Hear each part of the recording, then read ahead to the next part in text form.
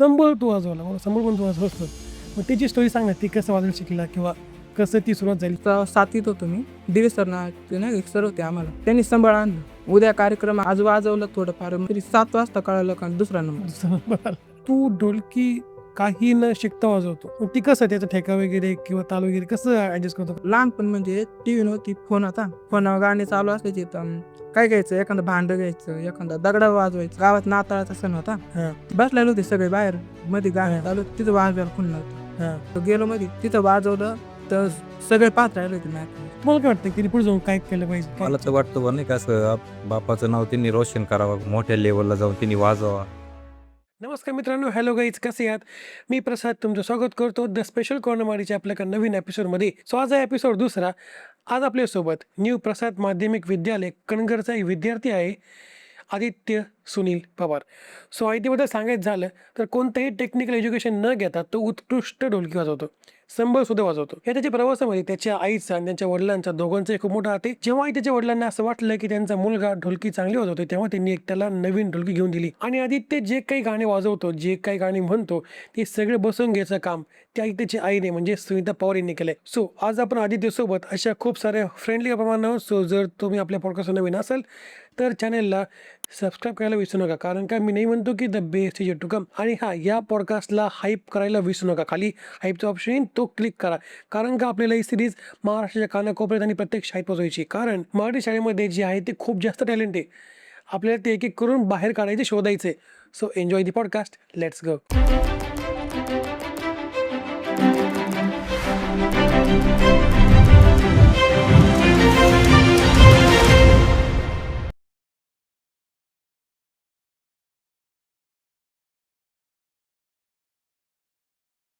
So hello Aditya, hello sir. तुमचं स्वागत आहे द स्पेशल कॉर्नर मराठीवर. तुला माहिती ना आपण काय करू सध्या, की आपण नाही का मराठी शाळेतील हिडन स्टार शोधतोय, म्हणजे नाही का काहीतरी वेगळं काहीतरी आहे. पहिल्या एपिसोड होता सिद्धार्थ, तू बघितला असेल चित्रकलेबद्दल. दुसरा तू ढोलकी बुवा चांगली होती हे आम्हाला कळलं बाहेर. सो मग आपण आज भेटतोय, बरोबर. तर मला सांग ना, की तू कोणत्या शाळेत आहे, तुझं पूर्ण नाव काय, किंवा तुम्हाला वरिष्ठ शिक्षक कोणी सांग ना मला तुला. माझ्या शाळेचे नाव न्यू प्रसाद माध्यमिक विद्यालय कणगर. हां. माझे नाव आदित्य सुनील पवार. तो शिक्षक कोणी वर्गावर? मुस्लिम क्लास टीचर. Smart bank. तर मग तू नवीमध्ये जातो, बरोबर. पण मग तुला आवड कशी लागली ढोलकी वाजवायची, किंवा तू कधीपासून ढोलकी वाजवायला सांगा थोडंसं मला. लहानपणीपासून म्हणत माझी तरी कमी दुसरीपासून दुसरीला असं वर्गात शिकत होतो आणि हां. आम्ही आमचं काय शाळेत काहीतरी कार्यक्रम होता बरं. आणि सर असेच म्हणले का कोणी वाजवणारा नाही असं तसं. हां. तर मग पोरं म्हणले आपल्या शाळेत आहे ना एक, तर त्यांनी मला उठवलं आदित्य. आणि मग सरांनी असं सांगितलं का तुला येतं का वाजवता. तर मग मी म्हटलं हो मला येतं वाजवता. तर त्यांनी सांगितलं का आपल्या ऑफिसमध्ये एक ढोलकी ठेवलेली ती का आण काढून. हां. मग तिथून मग मी वाजवायला सुरू केलं. म्हणजे ढोलकी शाळेतली का? नाही माझी नाही, मी ही तुझी आहे. त्यावेळी शाळेतली वाजवली होती.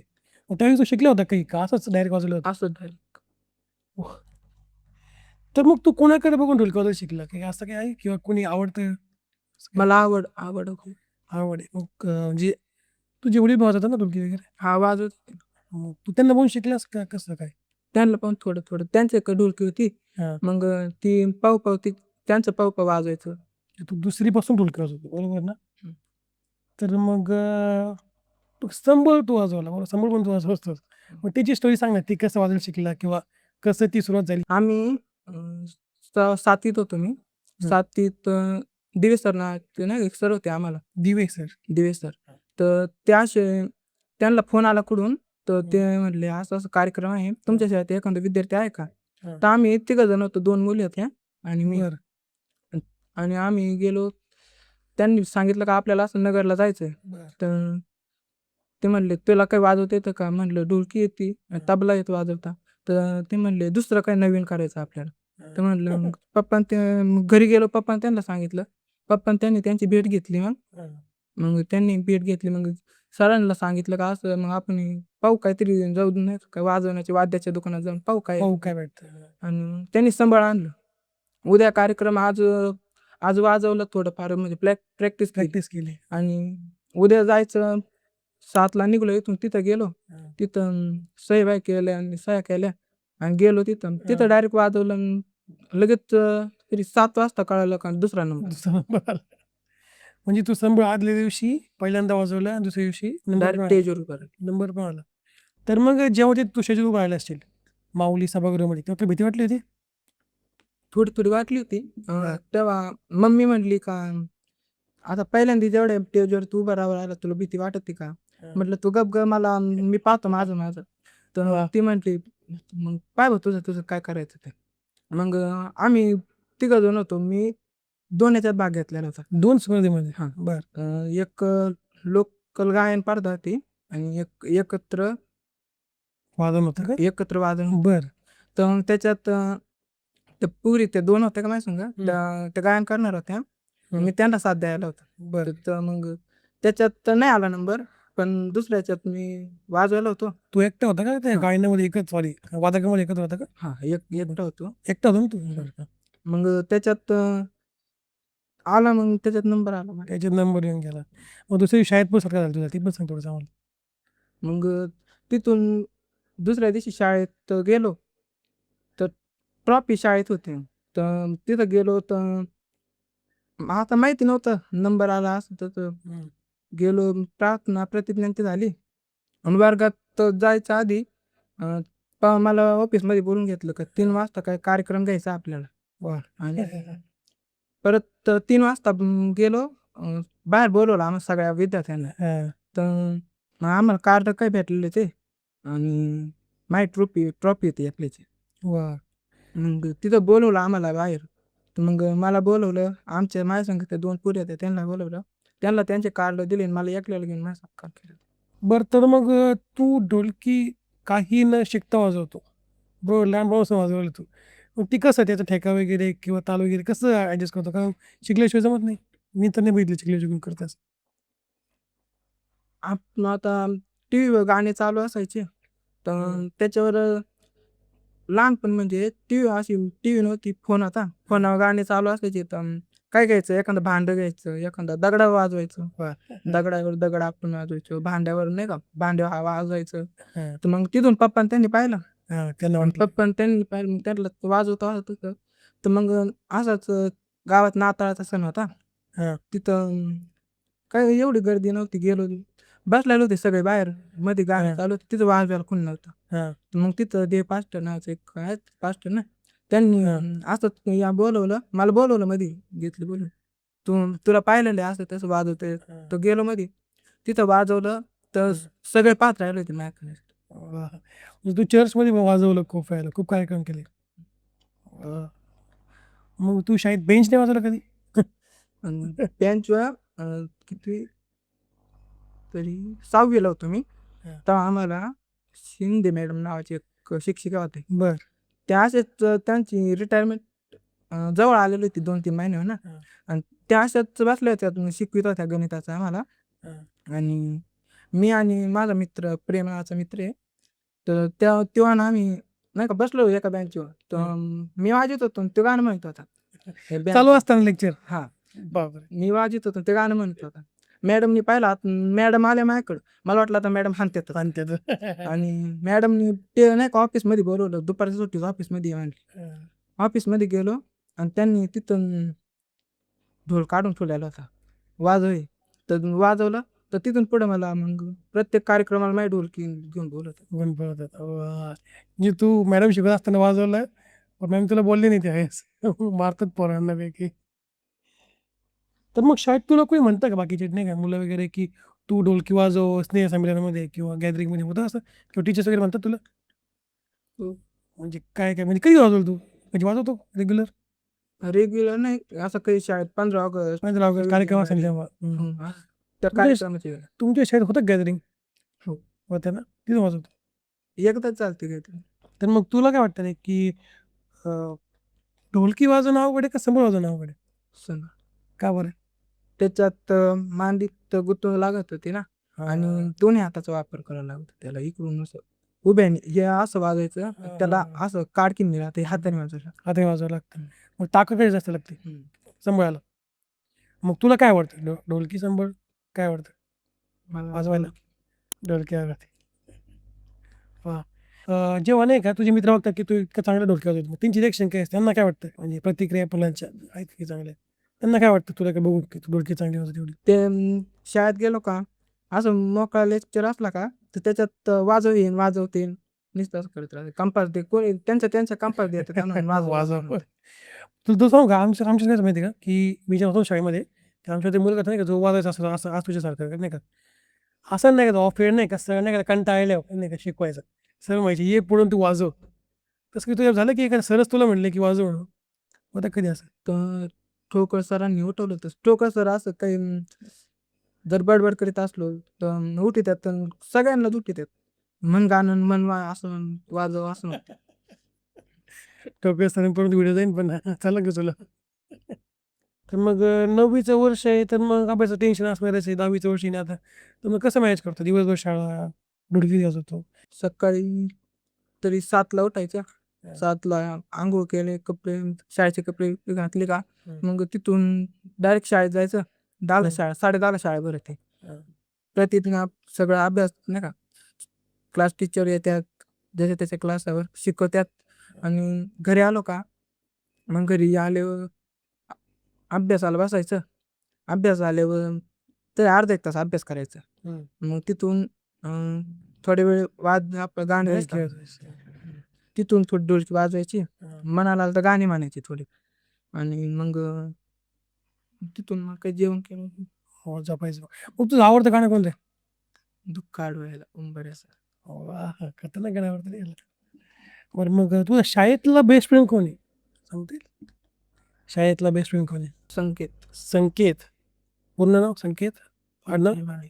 विजय माळी. मग जेव्हा तुझे वडील ढोलकी वाजवायचे, तेव्हा त्यांना बघून कसं शिकला तू? सांग ना मग?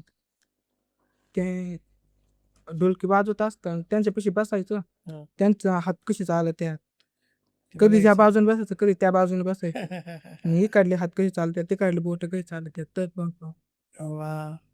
मग तुला घरचे म्हटले नाही की अभ्यास कर, हे काय वाजवतो असं काही झालं नाही करून की मम्मी बोलली, बाबा बोलले? नाही कधीच नाही. फुल सपोर्ट तुला. कधी असं नाही का अभ्यास नाही करत तर बोलली नाही कधी घरचे? हा बोलत आहे. अभ्यास आहे करायचा आहे पण आपल्याला वाजवायचं आहे पण कधी अभ्यास आहे करायचा असं सांगत हां, दोन्ही करायचं आहे सर. हां. तर सर तुमचं स्वागत आहे द स्पेशल कॉर्नर मराठीवर. तर मग तुम्हाला कधी वाटलं की त्याच्या हातात ढोलकी द्यावी किंवा तुम्ही कधी बघितलं की त्याला वाजवताना असं कधी झालं? हो, तो आहे ना, ज्यावेळेस तो लहान होता, त्यावेळेस तो आहे ना, डब्बे असे नाही का घरामध्ये असतात, ते हां. वाजवीत बसायचा तो. नंतर मग मी एक म्हणजे माझ्या मनात आलं बुवा आपला मुलगा दबडे वाजवून हे असं म्हणजे नाही का हे करू शकतो. करू शकतो. तर आपण त्याच्यासाठी काहीतरी केलं पाहिजे बुवा, नाही का. मग मी काय केलं, एक ढोलकी घेतली. हां, हीच आहे का? हो. हं. ढोलकी घेतल्यानंतर तो म्हणजे वाजवायचा. वाजवायचं पण मग माणसाला वाटलं बा आता हे कसा वाजवीन याचं काहीतरी की आपण पुढं नाही का क्लास लावले क्लास पाहिजे, लावले हे पाहिजे. पाहिजे, हां, हां. काहीतरी केलं पाहिजे. तर तो म्हणे नाही क्लास नाही लावायची माझ्या मनाचीच मला म्हणजे भरपूर साथ आहे नाही भरपूर का. सारं. हां. मी वाजवू शकतो म्हणे. हं, तर हं. तो काय करायचा शाळेमध्ये नाही का गाणं पहिलीपासून तो गाणे घ्यायचा, वाजवायचा तोच. वाजवायचं. दोन्ही पण तोच करायचा. मग ही ढोलकी कधी घेतलेली? ढोलकी जवळपास नाही का, तोवर तो दुसऱ्यांच्या ढोलक्या वाजवीत होता नाही का. म्हणजे तरी किती वर्ष जुनी गोष्ट? तरी आता याला झालं घेतो ना 5वी ला असेल त्यावेळेस ती ढोलकी घेतली. त्यावेळेस किती प्राईस होती त्याची? ही जवळपास 4-5 वर्षापूर्वीची गोष्ट असेल नाही? 4 वर्षापूर्वीची गोष्ट किती असेल. 2,500 का काय प्राईस होती त्यावेळेस. आता जास्त असेल बहुतेक. आता जवळपास वाढले असेल 400-500 रुपये नाही का. 4,000-5,000 4,000 असेल मला अंदाज हो, असेल. हो. तर सर मग आदित्य जेव्हा गेलता नगरला माऊली संकुलमध्ये माऊली सभागृहामध्ये आदल्या दिवशी संबळ घेतलेलं आणि दुसऱ्या दिवशी इंदा वाजायला सुरुवात केली स्टेजवर उभं राहिलं. आणि मग तुम्हाला ते कसं वाटलं होतं की आपल्यामुळे डायरेक्ट सेकंड नंबर आला काहीच तयारी नसून? हां, त्याच्यात म्हणजे कसं का सरांचं जास्त योगदान आहे नाही का. हां, सर म्हणजे आपले सूर्यवंशी सर, हां, दिवे सर हां. त्यांनी भरपूर नाही का सपोर्ट केला पाठीमागून नाही का. तिथपर्यंत असं. नेण्याचा, तिथं त्यांचा जाण्या-येण्याचा खर्च सर्व काही त्यांनीच त्यांनीच केला. केलं? हो, सर्व काही त्यांनीच वाह! केलं. परत ज्यावेळेस संबळ देखील अवेलेबल नव्हतं, तर ते सूर्यवंशी सरांनी आम्हाला नाही का अवेलेबल करून दिलं. वाह! त्यांचं लय म्हणजे मोठे नाही का, इथपर्यंत पोराला नेलं माझ्यावाल्या. खरंय. मला अभिमान आहे त्यांचा नाही का. खरंय. मग तुम्हाला कसं वाटलं जेव्हा त्याला बक्षीस घेताना बघितलं तुम्ही?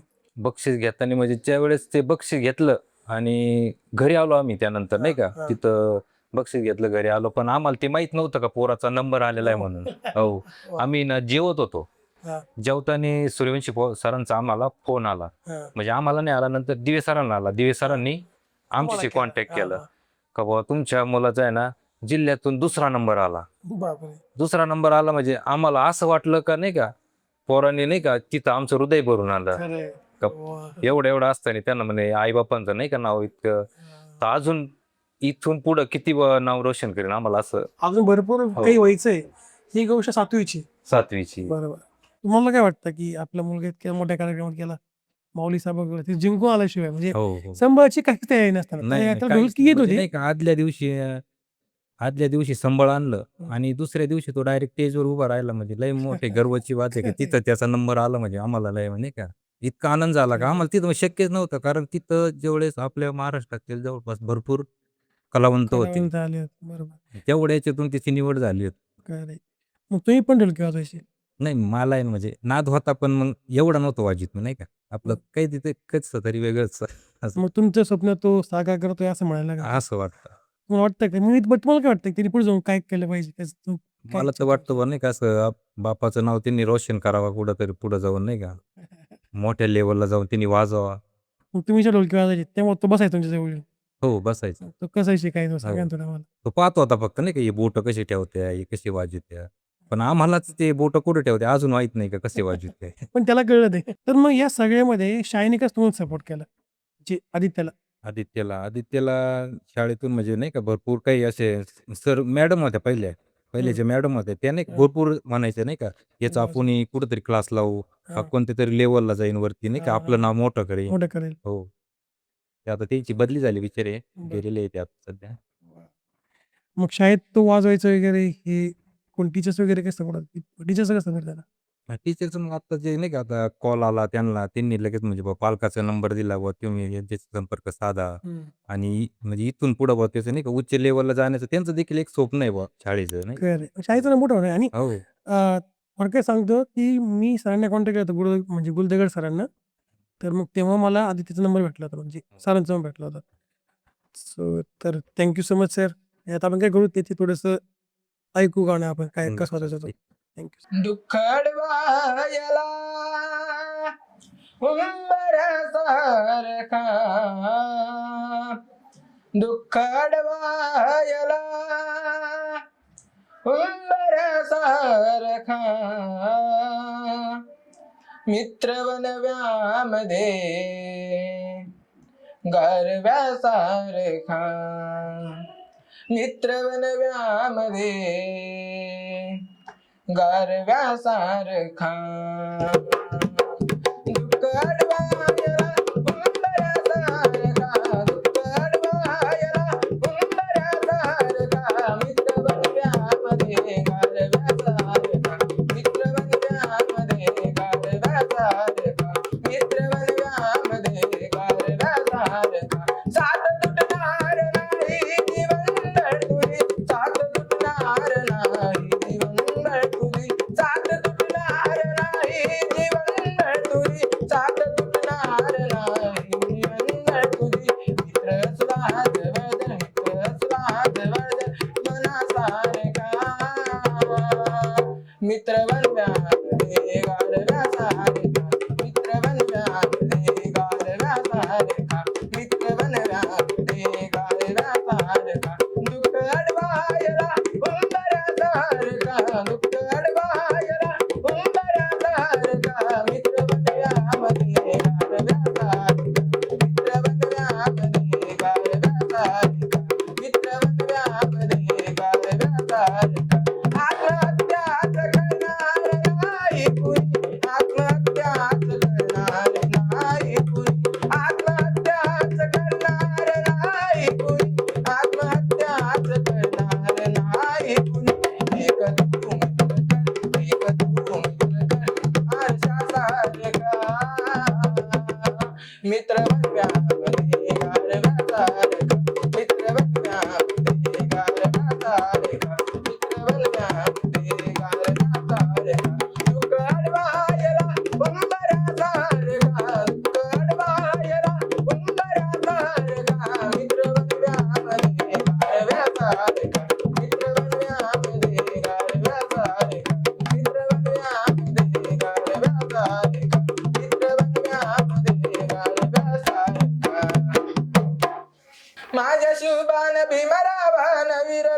राघोजी भांगरे ना माझ्या शिवबान भीमरावा वीर राघोजी भांगरे ना त्यांनी ठेवले करून उपकार म्हणून मी ते गायला भाकर त्यांनी ठेवले करून उपकार म्हणून मी ते गायला भाकर त्यांनी ठेवले करून उपकार म्हणून मी ते गायला भाकर माझ्या शिवबान भीमरावा वीर राघोजी भांगरे ना माझ्या शिवबान भीमरावा वीर राघोजी भांगरे ना त्यांनी ठेवले करून उपकार म्हणून मी ते गायला भाकर त्यांनी ठेवले करून उपकार म्हणून मी ते गायला भाकर त्यांनी ठेवले करून उपकार म्हणून मी ते गायला भाकर. So that's it for today guys. तर तुमच्या नजरेमध्ये असा कोणता विद्यार्थी असेल जो काहीतरी स्पेशल करतो आयुष्यामध्ये, मग ते अभ्यासामध्ये असो किंवा स्पोर्ट्समध्ये असो किंवा कलाकार असो, कोणत्याही क्षेत्रामधला असो, तर तुम्ही मला खालच्या नंबरवर व्हॉट्सअप किंवा कॉल करू शकता किंवा ईमेलवर मेल करू शकता. किंवा तुमची स्टोरीजही चांगली असेल किंवा तुमचा कोणता बिझनेस असेल किंवा तुम्हाला कोणत्या विषयामध्ये सखोल असेल, तर तुम्ही मला खालच्या नंबरवर व्हॉट्सअप किंवा कॉल करू शकता. आणि हा पॉडकास्टला लाईक करा आणि चॅनलला सबस्क्राईब करायला विसरू नका, कारण का मी नाही म्हणतो की the best is to come.